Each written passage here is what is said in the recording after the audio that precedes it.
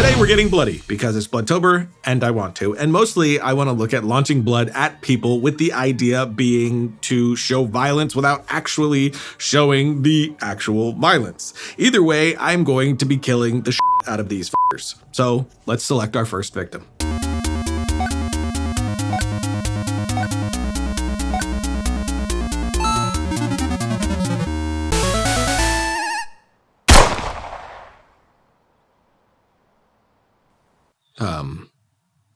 Justin?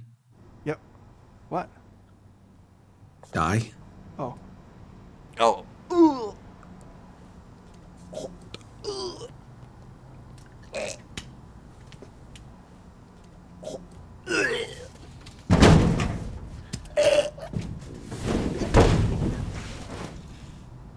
So this...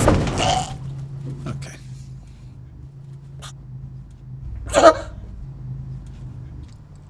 Please, Riot.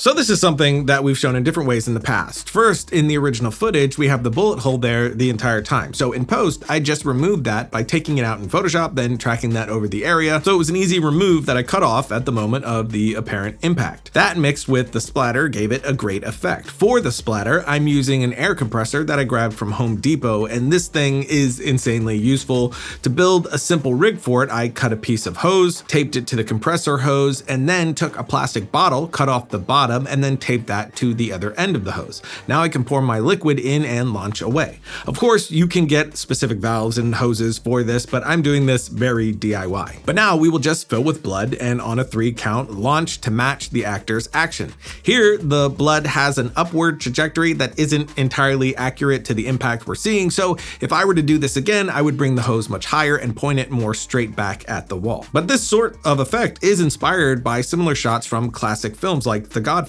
In the first Godfather, there was a similar moment done in a similar way, but for those, they used a button in the makeup of the face that was attached to a string that they could then pull to reveal the bullet hole. Now we can just do it digitally. But with that first one out of the way, let's select our next victim.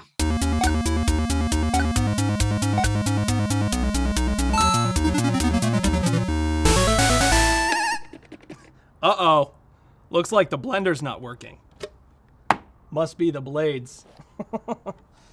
No, it'd be bad if the blender turned on right now. Sure hope that doesn't happen. Oh, my hand! Oh, it hurts so much! What's interesting about a moment like this is the implied gore. Unlike the last one, we don't show anything. It's all set up and then sound and the results of the violence with the blood. And the blood was done in a very similar way to the last one using an air compressor. Just here, we took the bottom off the blender and then put the hose through the bottom there. And of course, when doing anything like this, we are constantly considering safety. The blender was never plugged in the entire shoot, and we double checked that fact whenever Josh was operating it.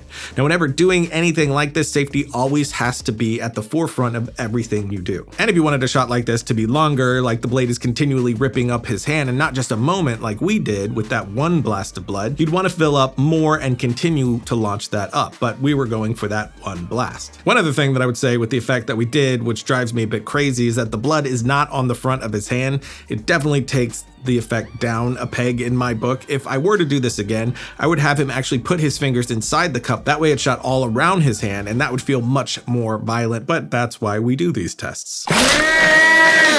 Next victim.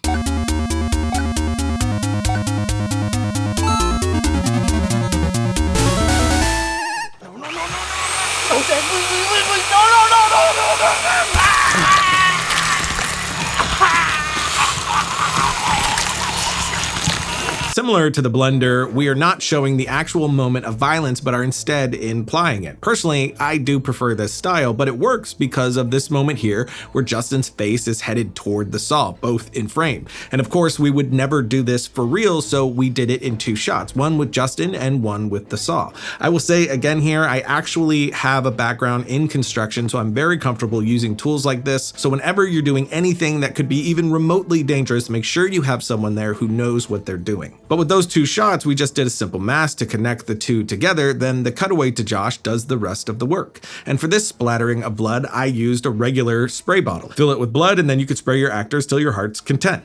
It worked perfectly for this because I wanted a controlled spitting of blood instead of this burst that we were getting from before. This would work for plenty of things too, and it's insanely simple. Like with this shot here, all you need is a crazy person and a spray bottle.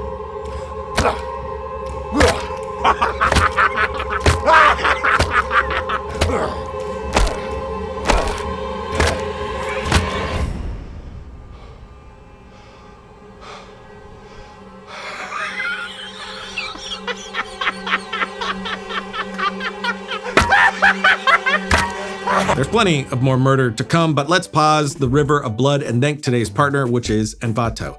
And unless you've been living under a rock, you already know that Envato is one of the best spots online for almost any asset that you need in post-production for whatever project you're working on. Whether it's music, sound effects, VFX assets, graphics assets, fonts, and so on, they have a little bit of just about everything. And I pointed out every time that we talk about Envato, we are paid subscribers and have been so for years. It really is one of the resources that we use pretty much every single week on every episode for things like bumpers and graphics assets that you see often on the show. Just being able to grab what we need and go is an absolute must for us, especially in times like now. You can find all kinds of great Halloween assets to use, like After Effects templates, which are all very well laid out, very intuitive to use, so you're able to get in quick, change what you need, and have something very polished in a short amount of time. And I think most of us are indie creators and we don't have a team that we need to pull off the things that we're intending. And if you are doing a YouTube show, it's even more intense because you have that consistent and fast-paced schedule. So for us, Envato is like a whole department at the click of a button,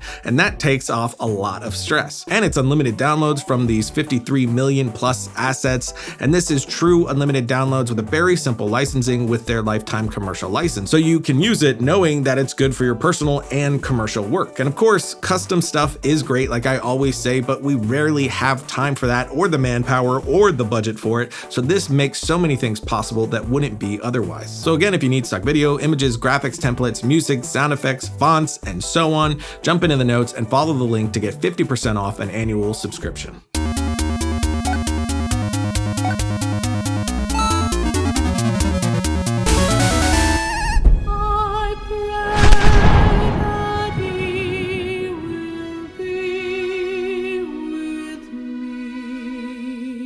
Tarantino loves him some blood, just buckets and buckets of it. He's over the top and stylized with it, and I love that. So we wanted to do a gunshot in that style. Sticking with the tools we already have, we did this very easily, just like the rest. I just capped off the top of my hose and then created a new hole on the side. Then we ran that up the back of Emily's shirt and hit it with her hair. Then I filled the other side with the blood and connected my air compressor like before, then fired away to get this gory blast of 120 frames per second. Of course, we are backlit here too, so that's helping us get this great look with every bit of detail in the blast of liquid showing beautifully. And depending on the scenario, this could work for our first blood blast shot on the wall as well. I didn't do it there because I wanted Justin to have the freedom of movement without anything attached to him. We also hit it with her hair here, and she has a lot of hair, but you could also go with a smaller tube to hide it more easily. You just won't have quite as thick of a burst. And now let's select our last victim.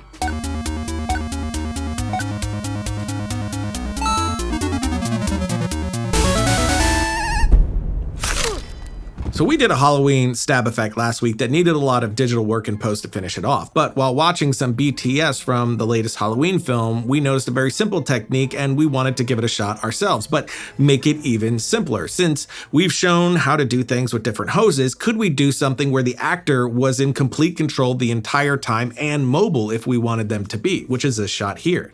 We just took a shot glass this time and we taped it to the knife, filled that with blood, and then on action, Justin has complete control to send the blood flying with the actual motion and momentum of his slice. So we could do this in a wide shot without having any tubing needed anywhere or somebody operating that. So it gives you a lot more flexibility. Of course, as you see here, you do see the cup, which we did so you could see how we did the effect. If we wanted to do it to actually hide it, we would have shifted his hand positioning so that would have been away from camera and completely hid how we did the effect. We also added some blood to Josh's neck to sell the effect even more for when he spins into frame. And then we have slicing a neck open proven in the most simplistic possible way that anyone can do, and do safely. And of course, we shot this in delightfully brutal, high-speed, slow motion that does show, again, how we did this a lot better. But that's it, a bunch of super simple, gory, and bloody effects that you can do right now for your horror film. And of course, we did use an air compressor in this episode, which does go for $100 or more, but we showed how you could do something similar with a syringe and tubing for under 20 bucks last week. So definitely check out that episode.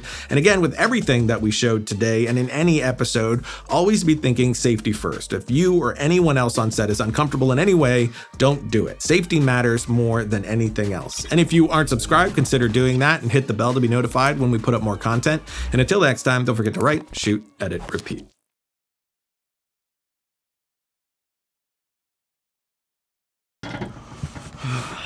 Oh, my mouth.